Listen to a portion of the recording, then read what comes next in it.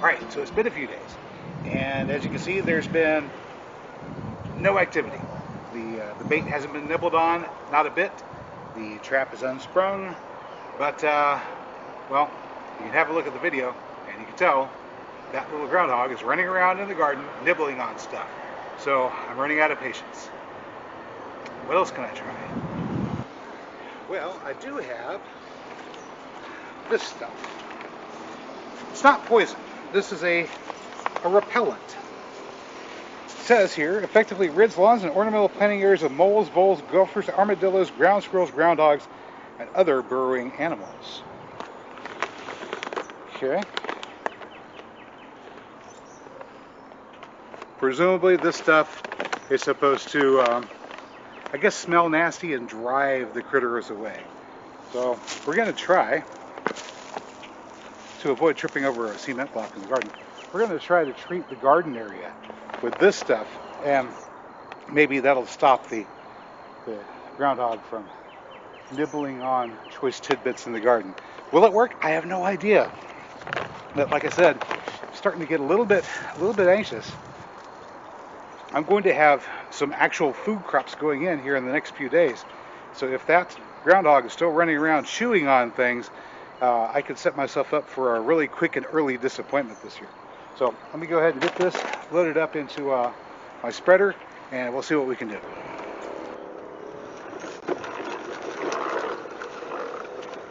Okay, so this device here is a spreader. It's the kind of thing that you would use to spread fertilizer or grass seed, if you're using grass seeds. All right, right there is right about perfect. Okay. Pour that into the hopper.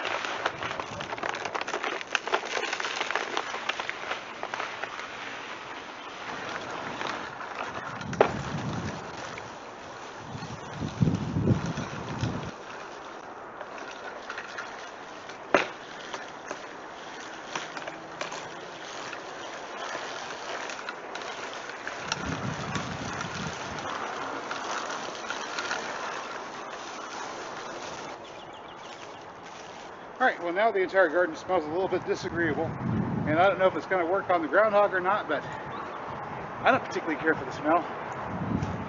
I'm going to go spot treat a little bit over there around the onions. Walking onions here. These guys are about ready to do some divisions. Need to plant a few more spots. Granules turned down. Ooh. Do some weeding. Volunteer trees, not of the kind I want.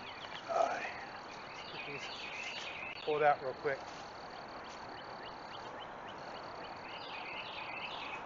Where am I? Oh yeah, there's a maple. Okay, anyway, where am I? Yeah, they ate a couple of my onions too. Good. We'll knock that out.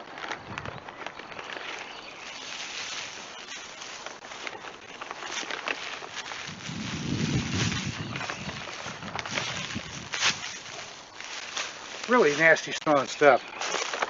Here, give that a sniff. Alright. Well, the next pest control idea that I got came from Billy, the Worcestershire project, and he recommended for rodents to have some sort of metal close to the ground that clanks together, making noise, messing with their hearing. Apparently, if there's a lot of noise or distraction, the rodents don't really like that because they can't tell when the predators are coming. So, I've got something that might do the trick in this can here. I've got some bells.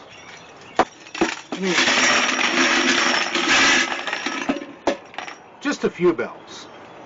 But now the problem is, how do I rig these up so that they're fairly close to the ground and they'll ring fairly often? Well, I thought of a couple ideas, and first I thought, well, I could take some old clothes hangers and clip those and make a little loop at the end and try that.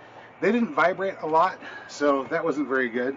And the clapper on these bells, although it does good whenever it's shaken from the top, you can't really attach a tassel to it to make it bang on the side of the bell. So I have to do something else. I have to find a way to hang these so that they will vibrate fairly frequently whenever the wind blows. And that's whenever the idea hit me that I could run a piece of twine between these guys, little rebar pieces here, and have that with maybe a couple flags that'll catch the wind and blow it, so it'll be ringing constantly. Problem, of course, with these is if somebody happens to be running through the garden late at night, doesn't see where they're going, they trip and they fall and they impale themselves on one of these, that's a potential lawsuit. So I had to come up with another solution to that. Give me a second, let me measure this. Make sure I've got my dimensions correct. Okay, so these are 4 foot.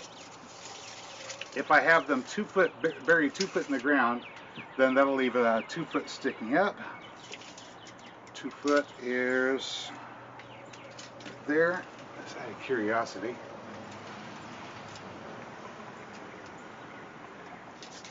It's about knee high. Okay, so I was poking around looking for an answer, and I think I may have found something that'll work. I have a bunch of these. This is 1.5 inch PVC pipe. Well, I don't have a bunch, I have a couple of these. And this dates back to the very early days when I was experimenting with the do-it-yourself bean tower. I had some T-posts that were a little bit skinnier, and the 1.5 inch PVC pipe slid right over those. A little snug, but they fit. But the bigger T-post that I'm now using, the 1.5 inch, won't fit on it. And so, as a result, I had to go with the 2 inch PVC pipe for my bean towers. That left me with this 1.5 inch and nothing to do with it. So, I think I now have a potential use. Find my 32 inch spot. That's it right about there. Alright.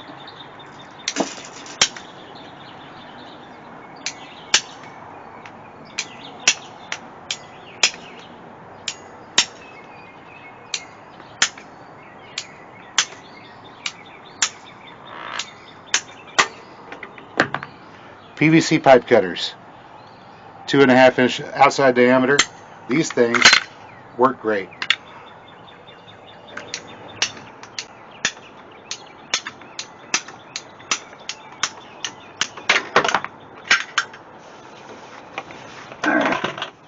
There we have, look at that, right there at thigh height, 6 of them. But we're not done yet. We got to do a little bit more work on these. Sit tight. So what I'm going to do here is drill a hole near the top of each one of these all the way through to the other side, and that will allow us to pass the twine through. My apologies for the noise.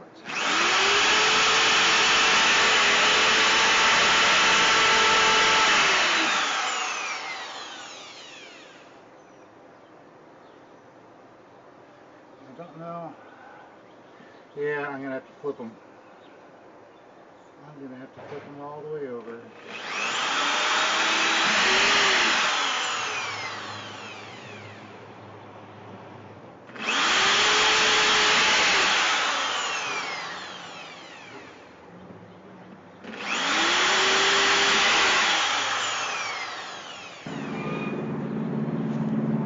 Sure, I'm not stepping on my yarrow or valeria. Yarrow and valeria planted here in the front bed before we get to the pear tree. Alright, so I spaced these every 15 feet except for this first two. These are 12 feet apart. So that's 72 feet from this post to the one all the way down there. But as you can see, they stick up out of the ground a little bit, so we're going to need to go ahead and make sure they're straight up and down. And we're going to drive them in.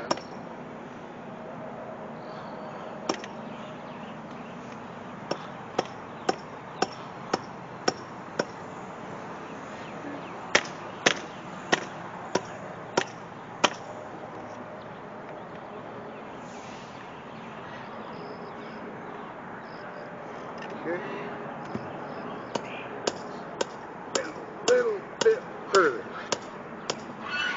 spot for it. It's good.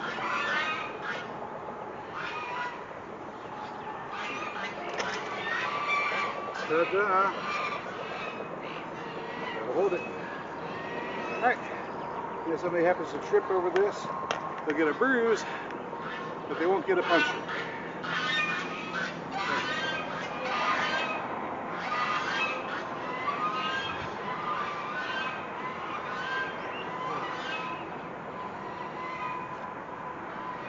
So, I've been looking at the line. This one's a little bit out of line, so I'm going to move it to right about there. Is that right?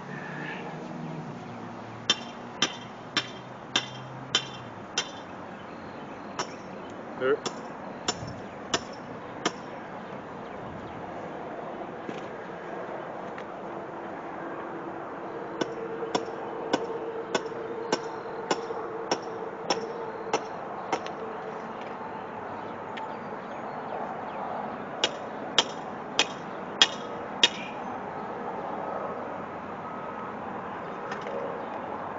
Isn't that pretty? That's so pretty. Yeah, same thing.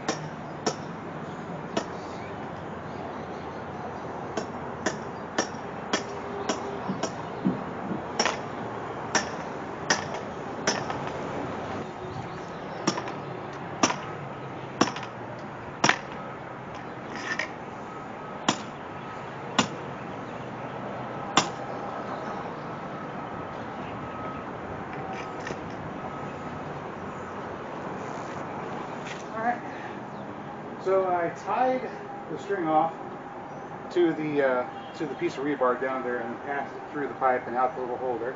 And I'm just threading it through these holes as we go along. Just like so. Just bring it up here to this next one. Of course, we have the holes here, all four sides. That way, if we wanted to, we could pass it through and then turn a corner. But we don't need to turn a corner right now. So we could pass it through this hole and make it do a 90-degree angle. But that's not necessary with this operation. We'll just pass it through both of those, make sure they're oriented more or less in the same direction, and on to the next one. Okay, here we are. We got a standard tent peg. Remember, I use these for our do-it-yourself beam tower. I'm going to make sure I have most of the slack out there. Alright, that's good. We're going to bring this down somewhere here at the base of the yarrow plant. Just going to put that in the ground.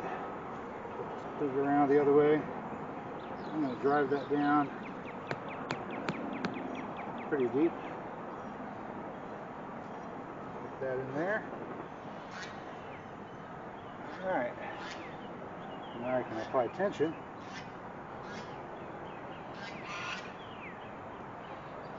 Good.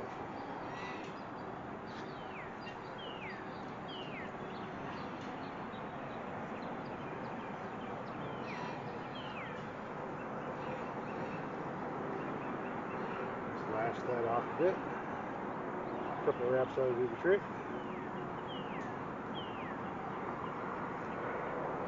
Alright.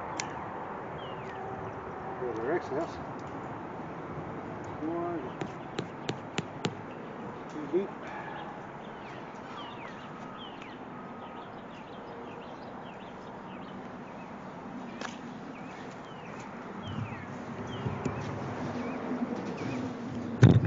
Okay. Now I'll pile some mulch up down there to make sure that it doesn't get overgrown and I don't have to worry about cutting the weeds around that area. And then we just pan up here and there we go. A little line of posts.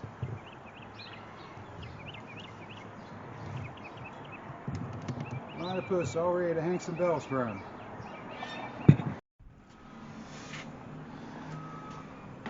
Alrighty, now I've taken 19 bells. I figure I'll put 4 on the 15-foot segments and 3 on the 12-foot segment. And we just made a loop out of monofilament and cinched it on there. We're going to make another loop here. Just measure off from there to there. Put that.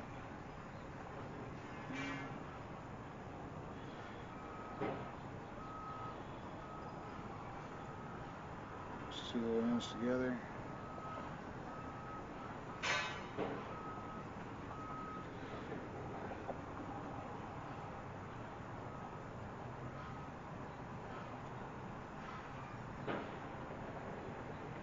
Not there.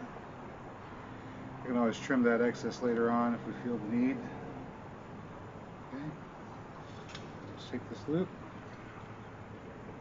pass it through the hole, just like so. And you take the knot and you pass it through the loop, and ta-da, all done.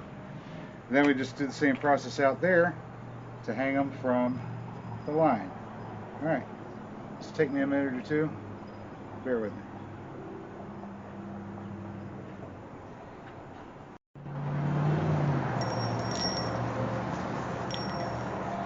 Alright. And I'm going to come here about halfway.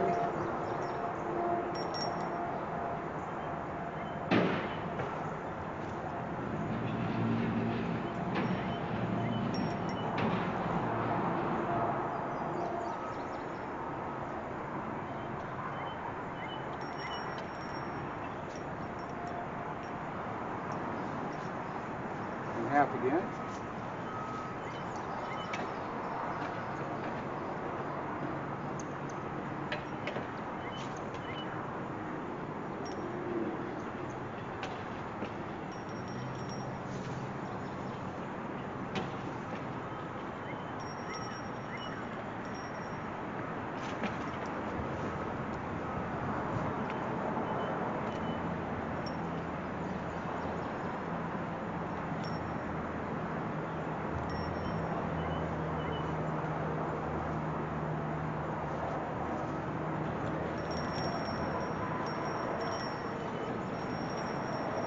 Great. And of course, there's another application to doing this as well. You'll notice the line here is about thigh height. It's too inconvenient for me to step over. I can't just walk through it. I could duck down and get under it. And this makes a fairly decent barrier for people just casually walking through places where you don't want them casually walking through, because I don't want them to disturb my plants here.